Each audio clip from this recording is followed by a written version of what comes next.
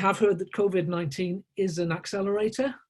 Things which were already happening are going to happen faster, including decline and including growth. That is important because we were already living through a period in which the church is growing, which the church is changing massively. And that is now accelerating. The disruption that we are going through, is having to have church at a distance, is normal for many of the people around the world. Any temptation that we have to think that we are now experts, we need to forget. Other people have been going through stuff like this for a long, long time.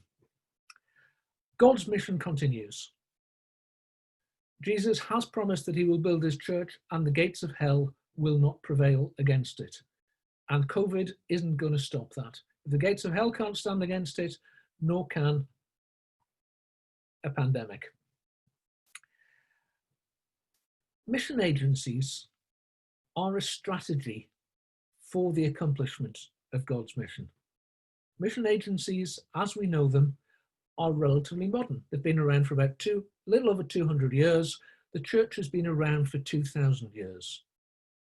They are a contextualization for a particular period in time. That period in time has moved on. And Andrew Walls has said the Western missionary movement is in its old age. Some of us physically are in our old age, but we shouldn't assume that the future looks the same as it looks now, nor should we confuse mission and mission agencies.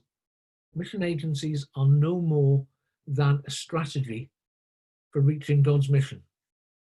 So with that in mind, two questions from mission agencies. The first is, are we viable? COVID, as an accelerator, has thrown up lots of questions for agencies. And the second is, are we relevant? Are we viable? Some agencies are not going to survive. That was always the case. A number of fairly well-known agencies have flirted with going out of business over the last 5 or 10 years. And at some point, some names that you've heard of will go. Not all mission agencies will survive. Actually, there are too many agencies, and funding flow to them is uneven. When you get the notes, you'll get a link to a bit of research I've done on this. What I would say with that is that ministry is more important than structures. As mission agency leaders, if our ministry is important, if the work we do is important, we need to be looking at how we can ensure that that carries on. That doesn't mean looking at how our structures can carry on.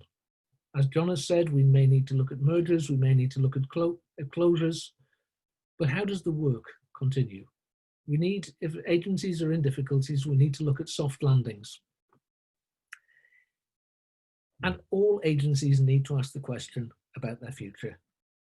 Do we need to keep going? That's an important question.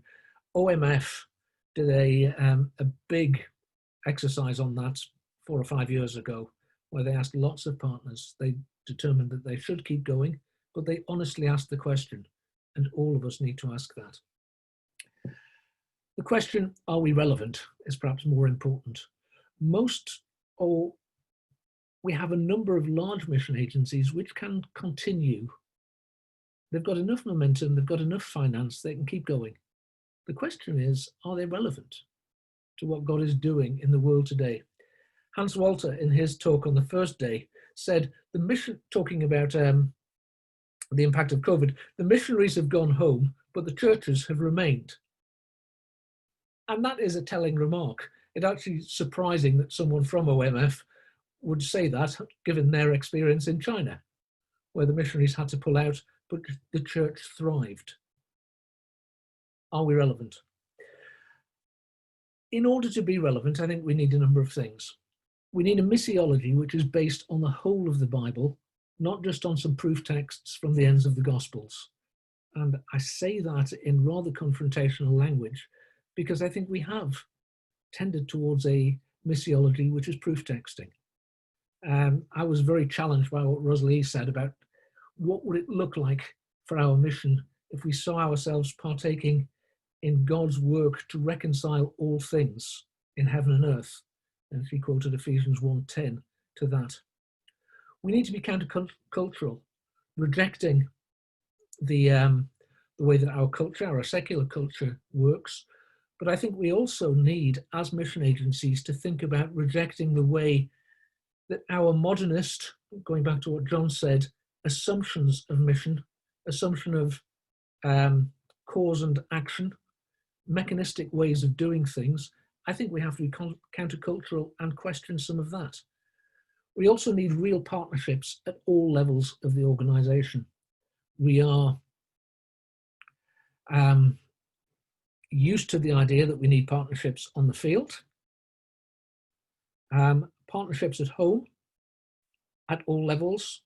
I think that's something we need to think about, and that includes board level. We need boards to be talking to each other. And as John said, we need to be less precious about our identities, about our traditions, about our brands.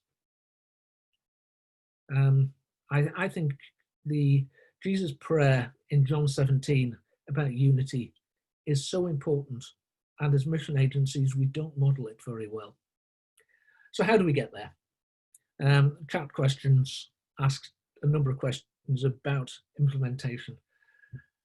The first thing I'll say is that we won't get there unless we decide to change.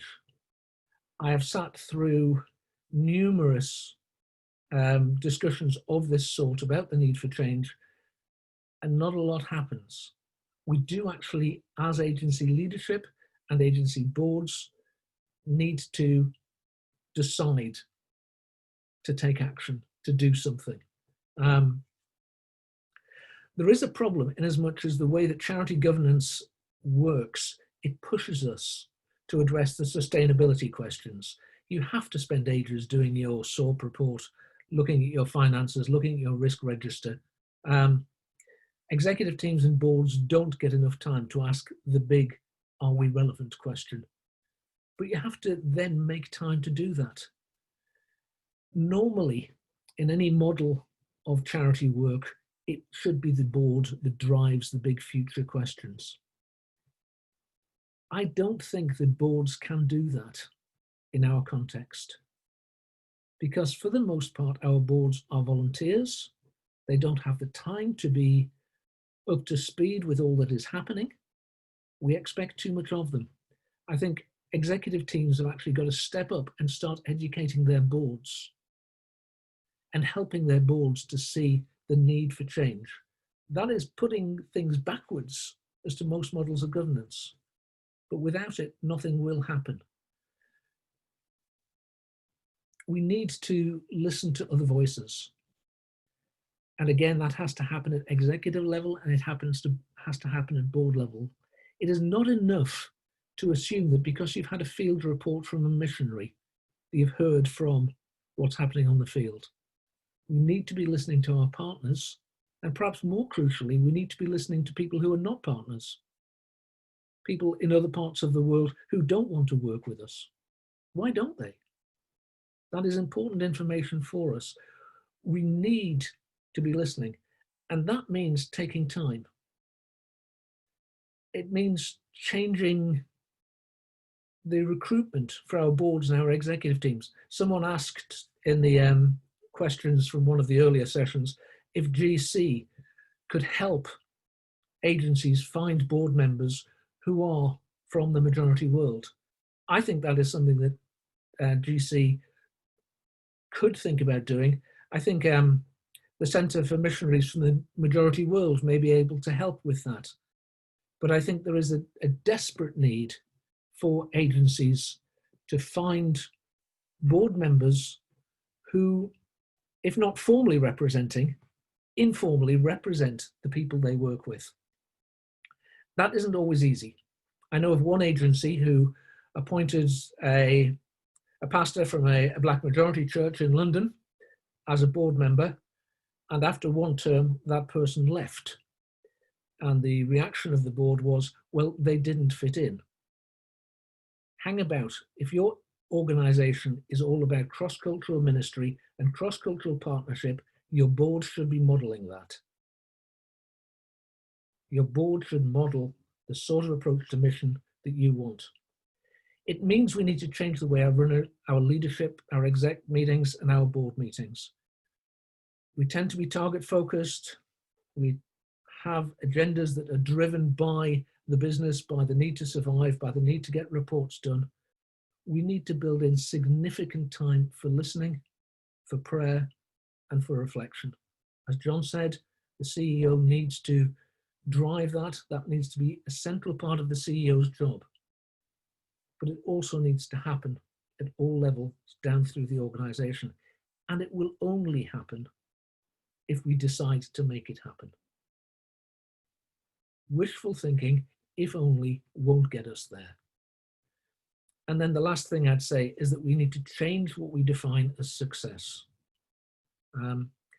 Churches tend to define success in terms of bums on seats, how many people come along.